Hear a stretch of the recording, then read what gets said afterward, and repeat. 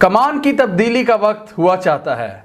कौन होगा इस अजीम अफवाज का नया सरबराह। आज की इस वीडियो में हम नए आर्मी चीफ के हवाले से 5 पॉसिबल कैंडिडेट्स के बारे में देखेंगे, उनकी तफसीलात, उनका थोड़ा सा बैकग्राउंड, उनकी एसोसिएशंस, उनके किससे अच्छे ताल्लुकात हैं, क्या पॉसिबिलिटीज़ हैं, बाजवा के उनके साथ कैसे ताल्लुकात हैं। हम देखेंगे उनका एक्सपीरियंस और किसके आर्मी चीफ बनने के हैं ज़्यादा चांसेस। इंशाल्लाह ये वीडियो देखने के बाद हमें काफ़ी आइडिया हो जाएगा।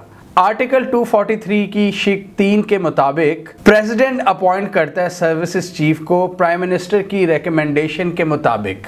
और इस हवाले से कॉन्स्टिट्यूशन में कुछ वेग चीज़ें भी हैं, मतलब क्लियरली डिफाइन नहीं किया गया और इसमें कुछ चीज़ें ओपन छोड़ी हुई हैं ताकि हालात के मुताबिक फ़ैसले किए जाएं। तो अभी जो ट्रेडिशन बनी हुई है वो क्या बनी हुई है कि GHQ लिस्ट भेजता है 4 से 5 जनरल्स की प्राइम मिनिस्टर को, और प्राइम मिनिस्टर उस हवाले से फिर मुशावरत करके एक नाम सेलेक्ट करता है और फिर प्रेसिडेंट से मुशावरत करता है और अपना जो उसका क्लोज सर्कल होता है प्राइम मिनिस्टर का, एडवाइज़र्स का और डिफेंस मिनिस्ट्री से भी वो इनपुट लेता है और फिर वो एक नाम पर फाइनल होता है। इसके अलावा ये भी कहा जाता है कि GHQ का भी काफ़ी ज़्यादा इनपुट होता है नेक्स्ट आर्मी चीफ के लिए, मतलब इंस्टीट्यूशनल आउटपुट आप उसे कह सकते हैं कि फ़ौज की तरफ से भी एक अच्छा खासा फीडबैक आता है कि इस बंदे को लगाना चाहिए।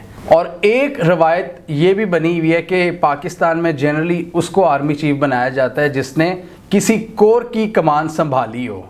जैसे आपको याद होगा लास्ट ईयर जनरल फैज़ को ISI की कमान से जब हटाकर पेशावर कोर कमांडर लगाया गया था, उसके पीछे यही लॉजिक दी जा रही थी कि उनके आर्मी चीफ बनने के लिए ज़रूरी है कि किसी कोर की कमान उन्होंने संभाली हो।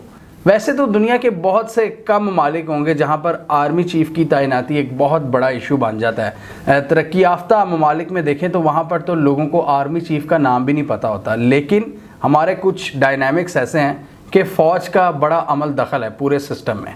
और इसके अलावा कुछ तज्ज़ियाकार पाकिस्तान की जो स्ट्रेटेजिक डायरेक्शन है उसकी सिमत का तयन भी इसी हवाले से करते हैं कि नया आर्मी चीफ कौन होगा, उसकी क्या अप्रोच होगी, उसकी जो फ़िलॉसफी है वो किस तरफ होगी, उसकी टेंडेंसी किस तरफ होगी, चाइना की तरफ होगी, US की तरफ होगी या और किसी ग्रुप की तरफ होगी। तो पाकिस्तान की स्ट्रेटेजिक डायरेक्शन को समझने के लिए भी ये बहस यहाँ पर काफ़ी ज़रूरी बन जाती है कि कौन होगा नया आर्मी चीफ। इस दफ़ा क्या होने जा रहा है कि आर्मी चीफ के साथ साथ आपके जो जॉइंट चीफ ऑफ स्टाफ होते हैं वो भी रिटायर होने जा रहे हैं, इसीलिए उनकी भी तैनाती होगी। तो ये जो हम 5 से 6 नाम देखेंगे उनमें यानी कि 2 स्लॉट्स हैं, एक तो आर्मी चीफ की और जॉइंट चीफ ऑफ स्टाफ की। ऑन पेपर्स तो ये आर्मी की सबसे बड़ी पोस्ट होती है जॉइंट चीफ ऑफ स्टाफ, जो कि आपकी बर्री, बहरी और फ़िज़ाई अफवाज का कंबाइंड एक सरबराह होता है। तो इस बार जब चीफ ऑफ आर्मी स्टाफ का इंतखाब किया जा रहा होगा उस वक़्त Asim Munir most senior army officer होंगे। एक तो प्रोसेस होता है कंसल्टेशन का, जब प्राइम मिनिस्टर और आर्मी चीफ इस हवाले से सोच विचार करना शुरू कर देते हैं। कंसल्टेशन के वक्त यानी इस वक्त शायद वो मोस्ट सीनियर नहीं है, लेकिन जब पिक करने का टाइम आएगा उस वक्त ये मोस्ट सीनियर होंगे। और इसी वजह से ये करंट आर्मी चीफ का इख्तियार है कि इनका नाम वो वज़ीर आज़म को भेजते हैं या नहीं, क्योंकि 2 महीने बाद ये मोस्ट सीनियर ऑफिसर्स की लिस्ट में होंगे। वैसे तो एक जनरल कायदा यही है कि जो मोस्ट सीनियर ऑफिसर होता है वो चीफ ऑफ आर्मी स्टाफ बनता है। तो आसिम मुनीर की इस हवाले से क्या किस्मत है ये तो वक्त ही बताएगा। एक आउटस्टैंडिंग ऑफिसर है, लेकिन कुछ टेक्निकलिटीज़ की वजह से शायद इनका नाम ना आगे जाए, लेकिन यू नेवर नो। इन्होंने सर्विसेज का आगाज़ मंगला ट्रेनिंग स्कूल से किया और फिर FC में कमीशन हासिल किया। इनका बाजवा से काफ़ी क्लोज वर्किंग रिलेशन है। जब इन्होंने नॉर्दर्न एरियाज़ की कमान की थी उस वक़्त वो ब्रिगेडियर थे और बाजवा 10 कोर की कमान संभाल रहे थे। 10 कोर रावलपिंडी कोर को कहा जाता है, जो कि पाकिस्तान के नॉर्दर्न एरियाज़ के हवाले से भी रिस्पॉन्सिबल है, जिसमें कश्मीर और आपका बाकी गिलगित वगैरह के एरियाज़ आ जाते हैं, नॉर्दर्न एरियाज़। तो 10 कोर इसलिए इम्पॉर्टेंट है कि ये कश्मीर सेंट्रिक होती है, लेकिन इसका हेडक्वार्टर रावलपिंडी में होता है। इसके बाद उन्हें DGMI अपॉइंट किया गया 2017 में और 18 में इनको ISI चीफ लगा दिया गया। और जब इमरान खान की हुकूमत आई थी उस वक़्त ये ISI चीफ थे और इमरान खान के साथ कुछ विज़िट्स में ये भी गए थे दूसरे ममालिक में, ईरान वगैरह में, जब जो शुरू के इमरान खान के विजिट्स थे। सब विजिट्स में नहीं, लेकिन कुछ विजिट्स में इनकी प्रेजेंस देखी जा सकती थी। लेकिन सिर्फ 8 माह के कलील अरसे के बाद ही इनको उस पोस्ट से हटा दिया गया और हम सबको पता है कि उनकी जगह जनरल फैज़ को ISI चीफ बना दिया गया। अनऑफिशियल रिपोर्ट्स के मुताबिक और कुछ तज्जियाकारों के मुताबिक इमरान खान ये चाहते थे कि ISI चीफ किसी और को बनाया जाए, इसीलिए जनरल फैज़ को फिर बनाया गया और बाजवा साहब ने उनको तैनात किया। और जो आसिम साहब थे, इनको ISI चीफ की कमान से हटाकर गुजरांवाला कोर में तैनात कर दिया गया। 2 साल वहां पर काम करने के बाद GHQ में ये क्वार्टर मास्टर जनरल तैनात हुए, जो कि वो भी एक बहुत बड़ी पोस्ट है। जो टॉप जनरल्स की पोस्ट होती है पाक आर्मी में, ये उनमें से एक पोस्ट है। इस वक्त की बात करें तो general Sahir Shamshad Mirza most senior officers में से हैं और बहुत ही प्रोफेशनल, बिल्कुल नॉन कंट्रोवर्शियल, बहुत ही ज़बरदस्त ऑफिसर हैं। इनका ताल्लुक़ सिंध रेजिमेंट से है और पिछले 7 सालों में बहुत से सीनियर ओहदों पर ये फायज रहे हैं। ये रहील शरीफ के दौर में DG मिलिट्री ऑपरेशन थे और उनकी कोर टीम का हिस्सा थे GHQ में, जिस टीम ने नॉर्थ वजीरिस्तान में ज़रबे अज़्ब का ऑपरेशन किया। ये पूरा इन्होंने उसको ओवरसाइट किया, यानी पूरी नज़र रखी उस पर। इसके अलावा ये क्वाड्रिलेटरल कोऑर्डिनेशन ग्रुप जो था, जिसने इंट्रा अफ़गान टॉक्स में मदद की पाकिस्तान की तरफ से, जिसमें चाइना, अफ़गानिस्तान और यूनाइटेड स्टेट्स इन्वॉल्व थे, ये उस ग्रुप का भी पार्ट थे। ये चीफ ऑफ जनरल स्टाफ भी रहे हैं, जो कि चीफ ऑफ आर्मी स्टाफ के बाद सबसे पावरफुल पोस्ट समझी जाती है। As a CGS national security और फॉरेन अफेयर्स में उनका किरदार काफ़ी इम्पॉर्टेंट था। 2021 में उन्हें मिली एक बहुत बड़ी पोस्ट और वो थी रावलपिंडी, जो कोर है पाकिस्तान की सबसे इम्पॉर्टेंट कोर, उसकी कमान इनको मिल गई, जिसके ज़रिए पूरा ये कश्मीर का रीजन, जो नॉर्दर्न एरियाज़ हैं, वो इनके अंडर आ गए। और ये पोस्ट इनको इसलिए दी गई ताकि इनके ऑपरेशनल एक्सपीरियंस में इजाफा हो और बड़ी पोस्ट के लिए वो एलिजिबल हो सकें।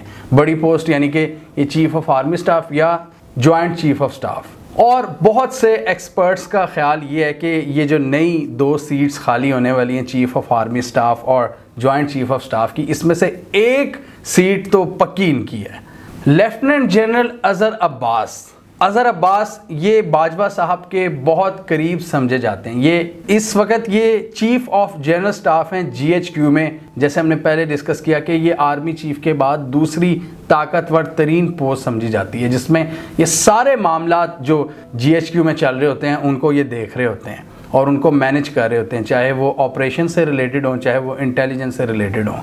इनके एक्सपीरियंस का आप यहाँ से अंदाज़ा लगा सकते हैं कि इन्होंने कश्मीर सेंट्रिक रावलपिंडी कोर, उसकी भी कमान संभाली हुई है।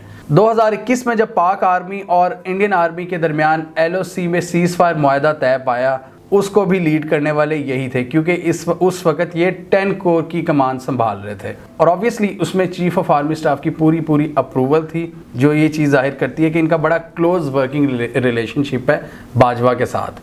लाइन ऑफ कंट्रोल पर जो सीज़ फायर एग्रीमेंट हुआ था पाकिस्तान और इंडिया के दरमियान, अभी तक वो सही स्मूथ चल रहा है। इसमें इनका भी एक बहुत बड़ा किरदार है। इससे पहले अज़हर अब्बास ने कोयटा इन्फेंट्री स्कूल के कमांडेंट के तौर पर सर्व किया है। ये रहील शरीफ के पर्सनल स्टाफ ऑफिसर भी थे, जहां पर उन्होंने डिसीजन मेकिंग प्रोसेस को हाईएस्ट लेवल पर देखा है। इसी पोस्ट की वजह से इनको मौका मिला था PMLN की लीडरशिप से इंटरेक्ट करने का। लेफ्टिनेंट जनरल नुमान महमूद, इनका ताल्लुक भी बलोच रेजिमेंट से है और इस वक्त ये नेशनल डिफेंस यूनिवर्सिटी के प्रेसिडेंट हैं। नेशनल डिफेंस यूनिवर्सिटी, जिसको हम NDU भी कहते हैं, ये पाकिस्तान के जो पॉलिसी मेकर्स हैं उनको मिलिट्री और स्ट्रेटेजिक पॉइंट ऑफ व्यू से पॉलिसी फीडबैक देती है। इसमें बहुत से रिसर्चर्स, बहुत से मिलिट्री ऑफिसर्स मिलकर काम करते हैं और पॉलिसी के हवाले से, foreign policy, defence policy, national security के हवाले से बड़ा इसका इनपुट होता है NDU का। तो इस वक्त ये इसको लीड कर रहे हैं और बहुत ही ज़बरदस्त प्रोफेशनल ऑफिसर हैं। इनका थ्योरेटिकल और प्रैक्टिकल दोनों जो नॉलेज हैं वो बहुत ज़्यादा है। इससे पहले इन्होंने पेशावर कोर की भी कमान संभाली हुई थी, जिसमें इन्होंने पूरा प्रोसेस देखा था अमेरिकन जो अमरीकी फोर्सेस का इनखला था। तो उस वक्त ये पेशावर में तैनात थे। तो ये उस ग्रुप का हिस्सा हैं जिन्होंने वो सारा प्रोसेस देखा, तालिबान से बातचीत की। इनका बड़ा एक्सपीरियंस है। जो इन्होंने बाकी जो फ़ॉरेन जो एजेंसीज़ होती हैं, जो दूसरे ममालिक की एजेंसीज़ होती हैं जो काम कर रही थी अफ़गानिस्तान में, उनके साथ भी इनका बड़ा क्लोज़ वर्किंग रिलेशनशिप है। ये बड़े लोगों को जानते हैं, तालिबान लीडरशिप, इसके अलावा दूसरी जो इंटेलिजेंस एजेंसीज़ हैं, बहुत ज़्यादा इनका वास्ट एक्सपीरियंस है, स्पेशली अगर आप वेस्टर्न बॉर्डर की बात करें। Command and staff college Quetta के चीफ इंस्ट्रक्टर भी रहे हैं और नॉर्थ वजीरिस्तान में इन्फेंट्री डिवीज़न को भी कमांड किया हुआ है। वहाँ से डायरेक्टर जनरल ISI एनालिसिस तैनात हुए और नेशनल सिक्योरिटी के हवाले से बड़ा अहम किरदार अदा किया। 2019 से पहले ये IG communications and information technology थे GHQ के अंदर। फिर उसके बाद जैसे हमने पहले बताया कि पेशावर की 11 कोर को लीड किया, जहां पर इन्होंने नेशनल सिक्योरिटी के हवाले से इश्यूज़ को बहुत क्लोजली देखा। पाक अफगान बॉर्डर पर फेंसिंग को भी इन्होंने बहुत ज़्यादा देखा, इत्तेहादी अफवाज का इनखला, और 2021 में इन्होंने 11 कोर पेशावर की जो कमान थी वो जनरल फैज़ हमीद को।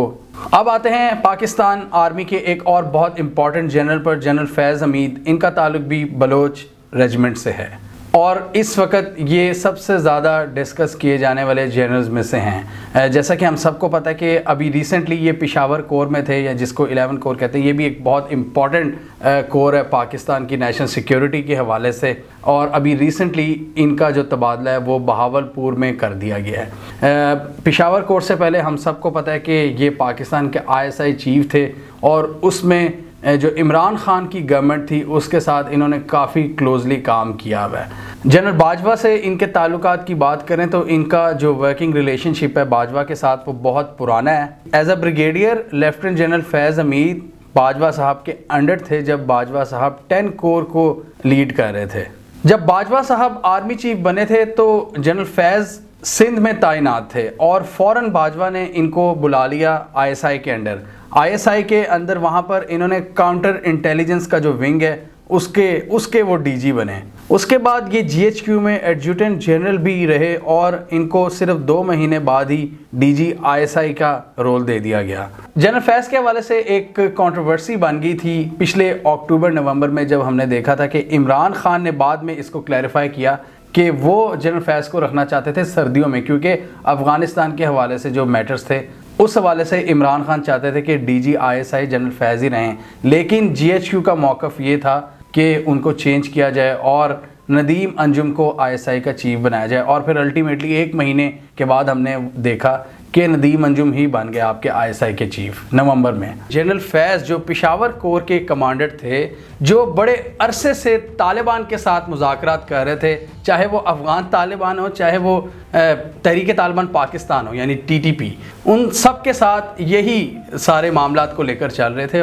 लेफ्टिनेंट जनरल आमिर, इनका ताल्लुक आर्टिलरी रेजिमेंट से है और प्रेजेंटली ये जो गुजरांवाला की कोर है उसको लीड कर रहे हैं, और ये बाजवा साहब के बहुत ज़्यादा क्लोज समझे जाते हैं, इनके बेस्ट फ्रेंड्स में से समझे जाते हैं एनालिस्ट के मुताबिक। ये GHQ में एज अ एडजुटेंट जनरल भी काम कर चुके हैं। एज अ मेजर जनरल इन्होंने इन्फेंट्री डिवीज़न जो लाहौर बेस्ड है उसको लीड किया हुआ है। इसके अलावा ये फॉर्मर प्रेसिडेंट आसिफ अली जरदारी के मिलिट्री सेक्रेटरी भी रहे हुए हैं। तो ये तो थे तकरीबन 6 पॉसिबल कैंडिडेट्स जो अब संभालेंगे पाकिस्तान आर्मी की कमांड। 2 पोस्टें खाली हो रही हैं, एक चीफ ऑफ आर्मी स्टाफ की और जॉइंट चीफ ऑफ स्टाफ की, और इनमें से ये 6 लोग हैं और 2 पोस्टें हैं। एक्सपर्ट्स के मुताबिक साहिर शमशाद मिर्ज़ा इस वक्त मोस्ट फेवरेट कैंडिडेट हैं जो किसी एक पोस्ट पर तो आकर बैठेंगे। इसके अलावा बाकी कुछ पोस्टें हैं, उस हवाले से हम कुछ नहीं कह सकते, पाकिस्तान में कुछ भी हो सकता है। जनरल बाजवा की एक्सटेंशन की बात करें तो वो भी आइनी तौर पर तो पॉसिबल है, लेकिन ISPR क्लियरली इस हवाले से बयान दे चुका है कि अब बाजवा साहब कोई एक्सटेंशन नहीं लेंगे। पाकिस्तान का जो भी नया आर्मी चीफ आए, हमारी दुआ यही है कि वो पाकिस्तान के लिए बेहतर हो, ना सिर्फ पाकिस्तान के लिए बल्कि आर्म फोर्सेस के लिए भी बेहतर हो। पाकिस्तान आर्मी वो एंटिटी है जो पाकिस्तान को नॉर्थ से लेकर साउथ तक जोड़ के रखती है, और हमेशा इसी वजह से पाकिस्तान की आर्मी PR का भी बड़ा ख्याल रखती है, अपनी इमेज का। और इस वक्त हम डेफिनेटली देख रहे हैं कि PR के हवाले से कुछ मसले मसाइल हुए हैं। हम उम्मीद यही करते हैं कि जो नया आर्मी चीफ भी आएगा वो इस हवाले से भी काम करेगा कि आर्मी का जो इमेज है, जो इनके ताल्लुकात हैं अवाम के साथ, जिसको आप आम जुबान में पीआर कहते हैं, पब्लिक रिलेशंस, उस हवाले से भी काम करेगा। हर कोई अपनी अपनी राय देता है, इस हवाले से आप भी अपनी राय का इजहार कीजिए। आपके ख्याल में कौन सा जो कैंडिडेट है वो मोस्ट सूटेबल है इन इम्पॉर्टेंट पोस्ट के लिए। मेरे हिसाब से मतलब हर एक की अपनी राय होती है। जो मुझे लगता है, मुझे ऐसा ये लगता है कि जो आसिम मुनीर हैं वो बन जाएंगे पाकिस्तान के चीफ ऑफ आर्मी स्टाफ और जॉइंट चीफ ऑफ स्टाफ की कमान संभालेंगे ये आपके साहिर शमशाद मिर्ज़ा। अपने ऑप्शंस कमेंट सेक्शन में लिखिए। इसके अलावा हमारा यूट्यूब चैनल सब्सक्राइब कर लें, साथ ही वो बेल आइकॉन भी दबा लें ताकि वो स्टोरीज़ दुनिया भर से, पाकिस्तान से, जिनकी मेन स्ट्रीम मीडिया पर प्रॉपर कवरेज नहीं होती, हमारे प्लेटफॉर्म के थ्रू आप तक टाइम पर पहुंच जाएं।